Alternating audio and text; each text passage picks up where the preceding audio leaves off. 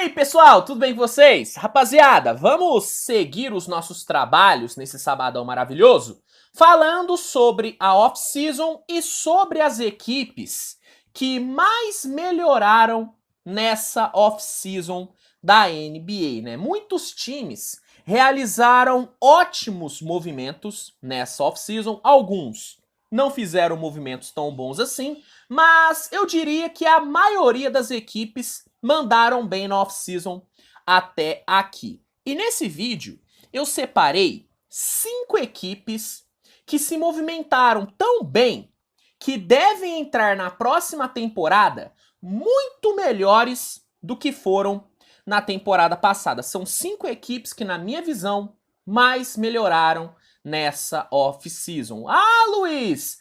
É uma verdade absoluta? Não, é um vídeo opinativo, ou seja, é subjetivo pra caramba. Você pode olhar para essas 5 equipes que eu vou falar e pensar que eu tô maluco, que eu tô exagerando, ao mesmo tempo que você pode olhar para essas 5 equipes e concordar. Então, é subjetivo. Então, se você por acaso discordar da minha opinião, tá tudo bem. Tá tudo bem. Fique à vontade para discordar de mim nos comentários. Não leve esse vídeo como uma verdade absoluta. Inclusive, nenhum vídeo meu é para ser levado como uma verdade absoluta. Eu tô aqui para gerar o debate. A minha função é gerar debate. Fechou? Estamos entendidos? Então, antes de eu falar sobre a primeira equipe, só vou pedir para você deixar o seu like e se inscrever no canal, que é muito importante, ajuda muito o meu trabalho. Fechou? Vamos lá então. Primeira equipe que para mim melhorou demais nessa off-season foi o Cleveland Cavaliers. O Cleveland entrou na off-season tendo 2 objetivos: melhorar a sua ala e adicionar mais arremesso de 3 pontos. O Cleveland tinha que melhorar esses 2 pontos, as alas e o perímetro, e conseguiu. Apesar de ter pago bem mais caro do que deveria, o Niang e o Max Strus vão resolver, ou pelo menos na teoria devem resolver, esses 2 problemas. São 2 alas que foram bem na temporada passada e que têm um ótimo arremesso de 3 pontos. O Niang chutou para mais de 40% na linha de 3 temporada passada pelo Philadelphia, e o Strus chutou para mais de 35% em Miami. São 2 alas que chutam muito bem e que conseguiram ter bons números temporada passada. Eu questiono bastante a contratação do Max Strus, primeiro pelo valor, né? 62,3 milhões de dólares por 4 anos é um valor exagerado. E eu questiono também porque eu tenho a sensação de que o Strus é um cara que só jogou o que jogou por causa do Erik Spoelstra. Mas, se ele jogar 50% do que jogou em Miami, em Cleveland, ele já vai ajudar demais. Por isso que mesmo eu questionando os valores, eu acho que Niang e Strus, na teoria, resolvem esses 2 problemas do Cleveland. E aí, uma preocupação que o Cleveland poderia ter seria em relação à altura, né? A altura de seus jogadores. Porque o Strus e o Niang não são jogadores altos, né? São jogadores baixos. Só que, se o Damian Jones jogar bem, e se o Emoni Bates e principalmente o Isaiah Mobley mostrarem evolução durante a temporada, a altura pode acabar não sendo um grande problema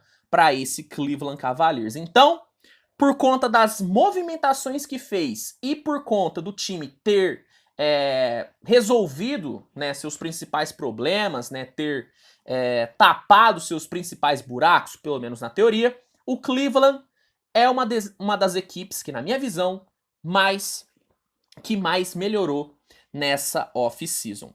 Segunda equipe que eu coloquei aqui na lista é o Detroit Pistons. O Pistons pode ter decepcionado, né, uma boa parte dos torcedores por não ter feito nenhum grande investimento. O Pistons tinha muita grana, tem ainda, né? Muita grana para gastar, só que não fez movimentos tão grandiosos, como por exemplo o Houston Rockets, que eu já adianto vai aparecer aqui no vídeo. Só que o Detroit conseguiu no draft pegar o All-Star Thompson, que apesar de eu questionar a posição que ele foi escolhido, porque para mim ele foi escolhido muito cedo, é um cara que na Summer League provou que deve contribuir bastante. E o Detroit também encontrou na Summer League um outro cara que pode ajudar muito, que é o Marcus Sasser. Então, mesmo não realizando grandes movimentações, os poucos movimentos que o Detroit fez melhoraram a equipe.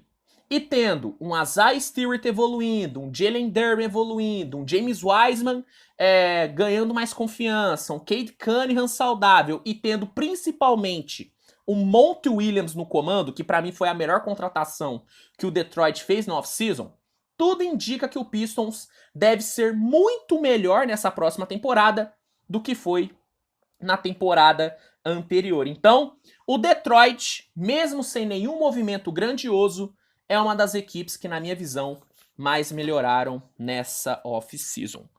Terceira equipe da lista. Só para esclarecer, não tá em ordem, tá? Não tá em ordem, não é um top 5. Eu só tô citando as 5 equipes, tá? Antes que venha um pessoal falar, não, Luiz, mas como que o Pistons tá na frente? Tá na frente do Cleveland? Não tá em ordem, tá? Só para deixar claro. Terceira equipe da lista. Houston Rockets. Como eu disse, o Houston ia estar aqui nesse vídeo. Qualquer movimento que o Houston fizesse já ia tornar a equipe melhor, porque o Houston precisava de reforços, tá? Precisava de reforços. Então qualquer chegada já ia fazer o Houston melhorar bastante. Só que aí o Houston fez alguns movimentos bem interessantes e bem bons. Apesar de ter pago um valor bem alto, o Fred VanVleet é um baita de um reforço. É um cara que vem de 3 temporadas muito boas. É um cara que já foi campeão, experiente pra caramba e que deve ajudar muito na evolução dos jovens do Houston. Fora que é um ótimo chutador, é um cara que cria bem seu arremesso, chuta muito. Ele tem um volume muito alto de tentativas? Tem. Mas é um cara que também tem um bom volume de acertos. E, de novo, é um cara que já foi campeão. Então, apesar do valor, que é um valor bem alto mesmo, é um reforço maravilhoso. O Dillon Brooks, eu não gostei da contratação do Dillon Brooks muito por conta do valor. Para mim, o valor pago pelo Dillon Brooks, assim, foi um absurdo. Foi o maior absurdo da free agency até aqui. O contrato que o Houston deu pro Dillon Brooks já é o pior contrato que foi feito nessa off-season, né? 86 milhões de dólares na mão do Dillon Brooks é uma loucura. Mas é inegável que o Dillon Brooks vai melhorar a defesa do Houston. Apesar de eu achar que a galera supervaloriza muito a defesa do Dillon Brooks, eu não sou maluco de chegar aqui e dizer que o cara não defende nada. Não, ele é um bom defensor. Ele é um tough guy. Ele é um cara que joga duro. Entendeu? Então, apesar de eu questionar muito o valor pago, o Dillon Brooks é um cara que vai ajudar. O Jock Landale é um pivô maravilhoso? Não é. Mas ele vai enriquecer a rotação de pivôs. O Amen Thompson é um jogador que na Summer League, né, apesar de ter jogado muito pouco, ele provou que ele deve causar um impacto grande na defesa do Houston e ao lado do Cam Whitmore deve ter um impacto muito grande também na transição. A transição ofensiva do Houston deve ser muito boa, tendo a adição do Amen Thompson e do Cam Whitmore, que deve brigar para ser o maior steal desse último draft. Então, fora que o Houston deve ter Jalen Green, Şengün, Jabari, Tari Eason evoluindo pra caramba. E o time teve a adição do Ime Udoka, um ótimo treinador, excelente treinador. Então o Houston Rockets melhorou demais na off-season. De novo, os valores pagos né, o valor pago pelo VanVleet e principalmente pelo Dillon Brooks, assim, é um valor alto. São valores altos.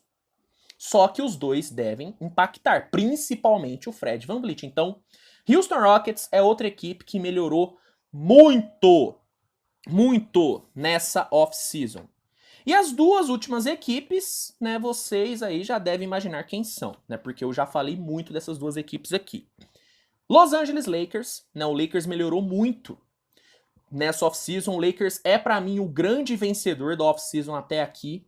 Além do time ter feito boas contratações, ótimas contratações, né, como Gabe Vincent, Taurean Prince, Cam Reddish, Jackson Hayes, o time conseguiu renovar com o Austin Reeves e com o Rui Hachimura por valores excelentes, né? Os contratos, né, do Hachimura e do Reeves são contratos ótimos pro Lakers. E são dois caras que devem evoluir muito mesmo para essa próxima temporada. Devem vir melhores para essa próxima temporada. O Max Christie mostrou na Summer League que nesse seu segundo ano na NBA, ele pode ter um impacto muito maior. Inclusive, uma boa parte da imprensa de Los Angeles acredita que o Max Christie pode ter uma explosão parecida com a do Austin Reeves. Então, o Lakers fez movimentos maravilhosos e melhorou pra cacete.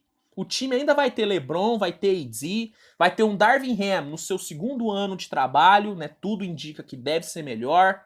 Teve perdas? Teve. Schroeder, né? O Lonnie Walker, Malik Beasley, são caras que devem fazer falta, principalmente o Schroeder e o Lonnie Walker. Só que as chegadas foram muito boas, né? São muito boas. Então, o Lakers foi uma das equipes que, né, mais melhoraram na off-season. E a última equipe aqui da minha lista é o Phoenix Suns.